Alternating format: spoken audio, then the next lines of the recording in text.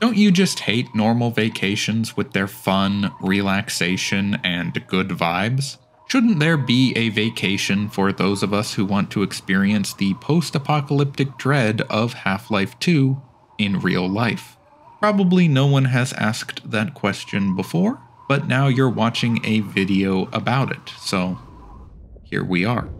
This, of course, will be a complete itinerary for anyone wishing to embark upon a complete Half-Life 2 vacation. I will do my best to include prices and flights for the entire itinerary, although unfortunately this will probably be a trip that either shouldn't be or cannot be undertaken. But we are going to do our best. Your vacation should begin on a train, much like the intro to Half-Life 2 itself. After all, we are trying to faithfully recreate the experience of the game in real life. You will be on your way to what I think is the best real-world stand-in for City 17, Sofia, Bulgaria. I say this because the art director of Half-Life 2, Viktor Antonov, has said that the primary inspiration for City 17 was the city of Sofia, so I am going with that as the start of the journey.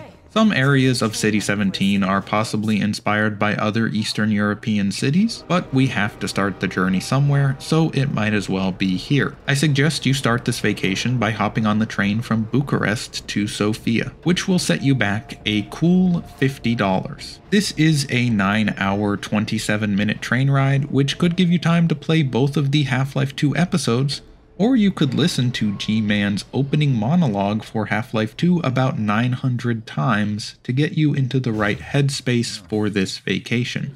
Once you arrive in Sofia, you need to head to the nearest vending machine in the train station and completely empty it of its contents. Apparently, unlike in Half-Life 2, vending machines can have up to 300 bottles in them, so this will probably set you back around $600. Now, you can either dispose of these cans or start chucking them at random people. Either of those choices will enhance your Half-Life vacation experience.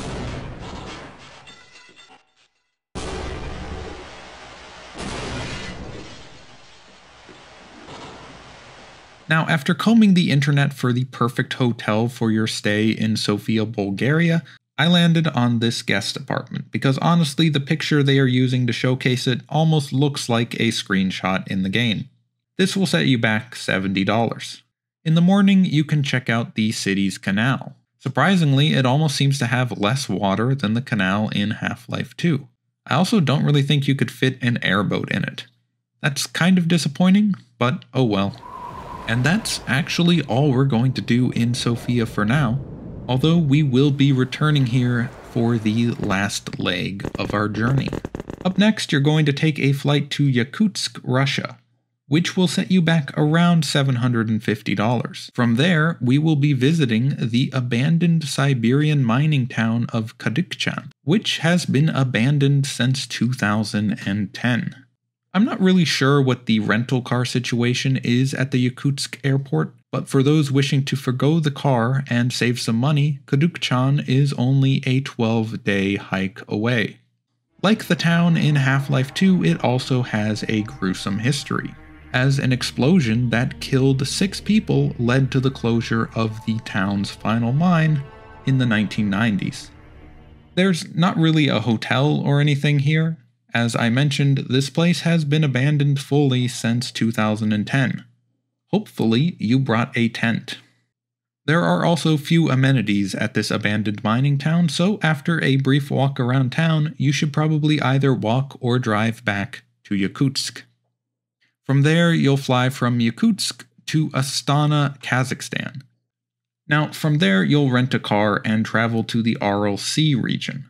For those who don't know, the Aral Sea used to be one of the largest lakes in the world, but now has mostly dried up due to the diversion of rivers that flowed into the lake. This led to the creation of a vast desert where there was once a beautiful lake. It would probably be considered the worst ecological disaster created by the Soviet Union, if not for the fact that they were also responsible for Chernobyl.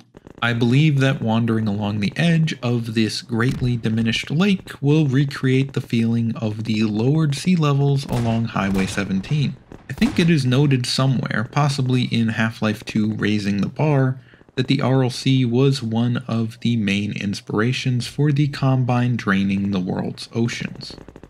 While you're wandering along the Aral Sea, you can encounter many classic Highway 17 things, such as boats stranded high above the waterline, sand, and the creeping dread that something isn't right in the world.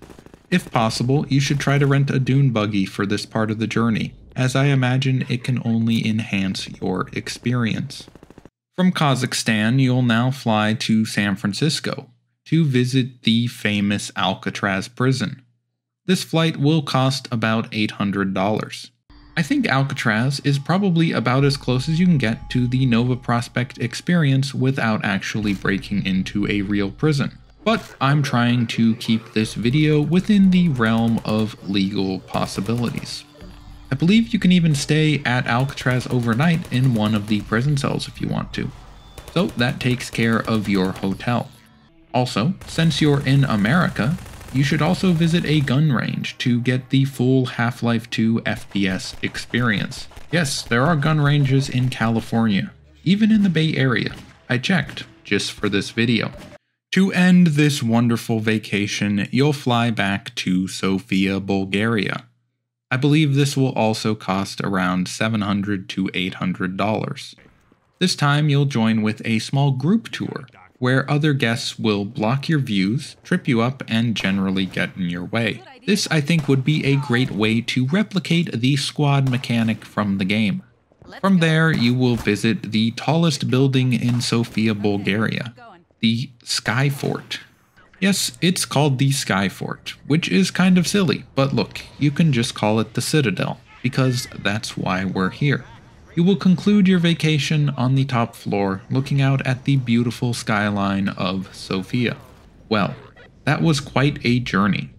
If anyone books and completes this vacation, let me know how it was in the comments. Thanks for watching.